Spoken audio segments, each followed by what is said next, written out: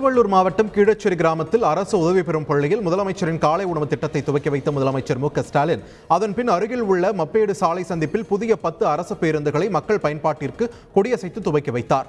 மகளிருக்கான 2 புதிய பேருந்துகள் மற்றும் திருவள்ளூர் மாவட்டத்தில் இயங்கக்கூடிய நகர பேருந்துகள் என மொத்தம் 10 புதிய பேருந்துகளை அவர் துவக்கி வைத்தார்.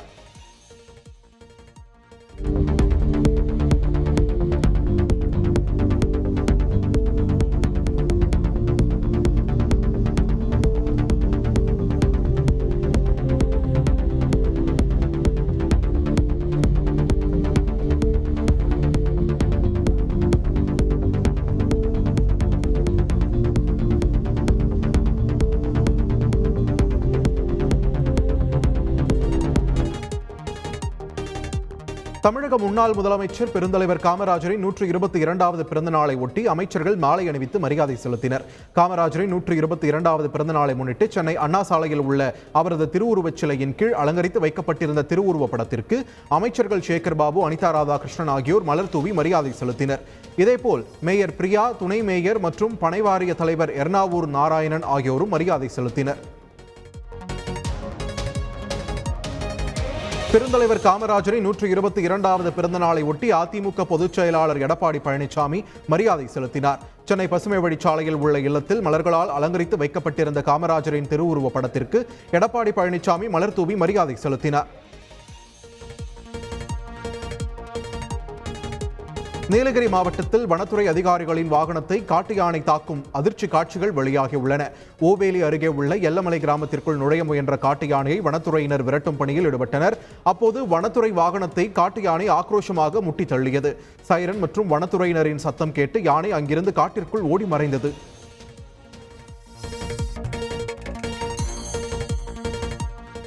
திம்பம் மலைப்பாதையில் சிறுத்தை நடமாடும் பகுதியில் ஆபத்தை உணராமல் சுற்றுலா பயணிகள் செல்ஃபி எடுத்து வருகின்றனர். திம்பத்தில் செல்ஃபி எடுக்கக்கூடாது என்று வனத்துறையினர் எச்சரிக்கை பலகை வைத்தும் அவற்றை கண்டுகொள்ளாமல் சுற்றுலா பயணிகள் செல்ஃபி எடுப்பதில் ஆர்வம் காட்டி வருகின்றனர். கேரள மின்துறையின் ஒத்துழைப்பு இல்லாததால் கொல்லம் முதல் செங்கோட்டை வரையிலான ரயில்வே பாதையை மின்மயமாக்கும் நடவடிக்கை முடக்கப்பட்டுள்ளது. இதற்காக ரயில்வே துறை சார்பாக கேரள மின்துறைக்கு 28 கோடி ரூபாய் வழங்கப்பட்டது குறிப்பிடத்தக்கது. மின் விநியோகம் தொடர்பான நடவடிக்கைகள் காலதாமதமாவதால் இப்பணிகள் முழுமையடையாமல் இருப்பதாக கூறப்படுகிறது. வேலூர் மாவட்டம் காட்பாடி அருகே கண்டெய்னர் லாரி மோதியதில் தம்பதி உயிரிழந்தனர். கஸ்பா பகுதியைச் சேர்ந்த தம்பதி சுரேஷ்குமார் மற்றும் எலிசபெத் ஆகியோர் இருசக்கர வாகனத்தில் சென்று கொண்டிருந்தனர். அப்போது கிறிஸ்டியான்பேட்டை பகுதியில் கண்டெய்னர் லாரியை கடக்க முயன்றபோது எதிர்பாராத விதமாக கீழே விழுந்ததில் இருவர் மீதும் லாரி ஏறி இறங்கியதில் சம்பவ இடத்திலேயே உயிரிழந்தனர். திருச்சி விமான நிலையம் அருகே சாலையோரம் நின்று கொண்டிருந்த டிப்பர் லாரி மீது தனியார் பேருந்து மோதியதில் 10க்கும் மேற்பட்டோர் காயமடைந்தனர். புதுக்கோட்டையில் இருந்து திருச்சி நோக்கி வந்து கொண்டிருந்த அந்த பேருந்து லாரி மீது மோதிவிட்டு கட்டுப்பாட்டை இழந்து அருகே உள்ள முச்சடிக்குள் சென்றது.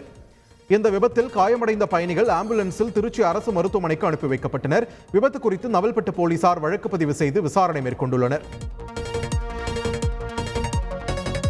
உதகை அருகே எமரால்டு வனப்பகுதியில் இறந்து கிடந்த புலியின் பல் மற்றும் நகத்தை திருடிய 2 பழங்குடியினரை வனத்துறையினர் கைது செய்தனர்.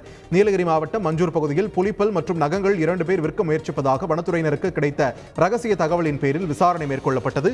இதில் இறந்து கிடந்த புலியின் பல் மற்றும் நகத்தை வைத்திருந்த தும்பனேரி கொம்பை பழங்குடி கிராமத்தைச் சேர்ந்த லட்சுமணன், சந்திரன் ஆகிய 2 பேர் கைது செய்யப்பட்டனர்.